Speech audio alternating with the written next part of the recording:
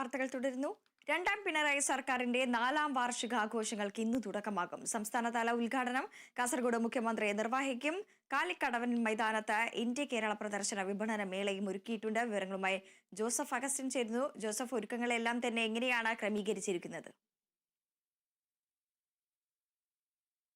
വൃന്ദ, ഒരുക്കങ്ങളെല്ലാം ഇന്നലെ തന്നെ അവസാനഘട്ട ഒരുക്കങ്ങളെല്ലാം ഇന്നലെ തന്നെ പൂർത്തിയാക്കി. ഇന്ന് രാവിലെ 10 മണിയോടുകൂടി മുഖ്യമന്ത്രി പിണറായി വിജയൻ രണ്ടാം പിണറായി സർക്കാരിന്റെ 4ാം വാർഷിക സമ്മേളനം ഉദ്ഘാടനം ചെയ്യും. ചീഫ് സെക്രട്ടറി, ഉദ്യോഗസ്ഥർ, ജനപ്രതിനിധികൾ, MP, MLA മാർ തുടങ്ങിയവർ ചടങ്ങിൽ പങ്കെടുക്കുമെന്നാണ് ഇപ്പോൾ അറിയാൻ സാധിക്കുന്നത്. എന്തായാലും അതിനു മുൻപായി 9 മണിയോടുകൂടി ബേക്കൽ ക്ലബിൽ കാസർഗോഡ് ജില്ലയിലെ പൗരപ്രമുഖരുമായി കൂടിക്കാഴ്ച നടത്തും. കഴിഞ്ഞ കാലങ്ങളിൽ വികസന നേട്ടങ്ങൾ ജനങ്ങളിൽ എത്തിക്കുന്നതിന് വേണ്ടിയിട്ടാണ് സർക്കാർ ഇത്തരത്തിലൊരു പരിപാടി ആവിഷ്കരിച്ചിട്ടുള്ളത്. മാത്രവുമല്ല, ഇതിന്റെ ഭാഗമായി പ്രദർശനമേളയും വ്യാപാര വിപണന മേളയും ഒരുക്കിയിട്ടുണ്ട്. എന്തായാലും ശക്തമായ നിരീക്ഷണങ്ങളാണ് ഈ പ്രദേശത്തെല്ലാം ഏർപ്പെടുത്തിയിട്ടുള്ളത്. പോലീസ് വലിയ സുരക്ഷ ഏർപ്പെടുത്തുന്ന ഒരു സാഹചര്യമുണ്ട്. കഴിഞ്ഞ ദിവസങ്ങളിൽ ഇന്നലെ വൈകുന്നേരങ്ങളിലും പോലീസ് ഉദ്യോഗസ്ഥരടക്കം എത്തി സ്ഥിതിഗതികളെല്ലാം പരിശോധിക്കുകയുണ്ടായി. എന്തായാലും സംസ്ഥാന സർക്കാരിനെ സംബന്ധിച്ചിടത്തോളം അഭിമാന നേട്ടങ്ങളെല്ലാം ജനങ്ങളിലേക്ക് എത്തിക്കാനുള്ള ഒരു സുവർണ അവസരമായിട്ടാണ് ഇത്തരത്തിലുള്ള ആഘോഷ പരിപാടികളെ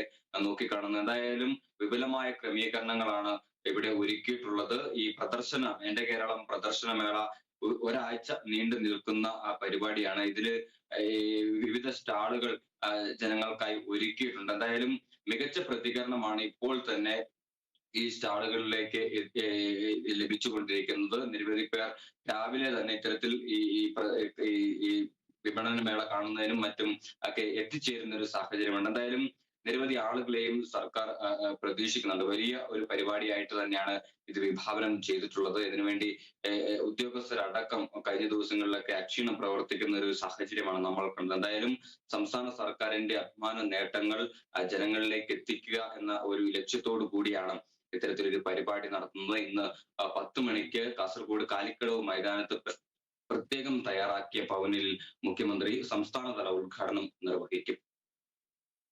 ജോസഫ്, 4ാം വാർഷികാഘോഷത്തിന്റെ ഭാഗമായി കോടികൾ ചിലവഴിച്ചാണ് പരിപാടികളെല്ലാം തന്നെ സംഘടിപ്പിച്ചിരിക്കുന്നത്, അല്ലെ?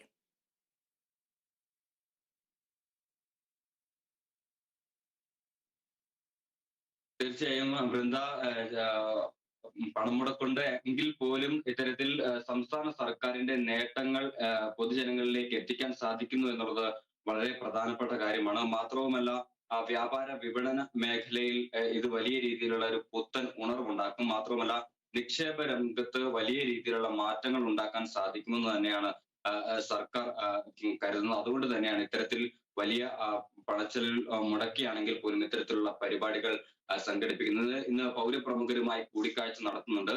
കാസർഗോഡ് ജില്ലയുടെ സമഗ്ര വികസനത്തിന് ആവശ്യമായിട്ടുള്ള കാര്യങ്ങളെല്ലാം ഇത്തരത്തിൽ ഈ മുഖ്യമന്ത്രിയുടെയും മറ്റു മന്ത്രിമാരുടെയും ഇടപെടൽ കൊണ്ടും മറ്റു വകുപ്പുകളുടെ ഏകോപനം കൊണ്ടും സാധ്യമാകുമെന്നാണ് പ്രതീക്ഷിക്കുന്നത്. അതുകൊണ്ട് തന്നെയാണ് ഇത്തരത്തിൽ ഉള്ള പരിപാടികൾ സംഘടിപ്പിക്കുമ്പോൾ മുഖ്യമന്ത്രി അടക്കമുള്ള ആളുകൾ നേരിട്ടെത്തി ജനങ്ങളുമായി സംവദിക്കുന്ന ഒരു സാഹചര്യം കാണാൻ കഴിയുന്നത്. ഇതിന്റെ ഒരു ഗുണഫലങ്ങൾ കഴിഞ്ഞ കാലങ്ങളിലെല്ലാം സർക്കാരിന് ലഭിക്കുകയും ഉണ്ടായിട്ടുണ്ട്. മാത്രമല്ല, നാടിനും ലഭിക്കുന്ന ഒരു സാഹചര്യം ഉണ്ടായിട്ടുണ്ട്.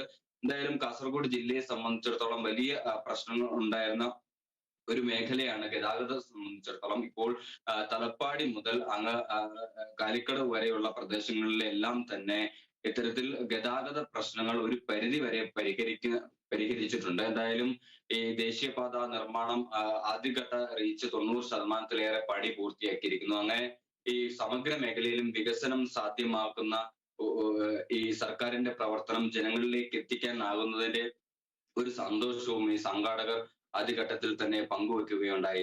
വൃന്ദ. ശരി ജോസഫ്.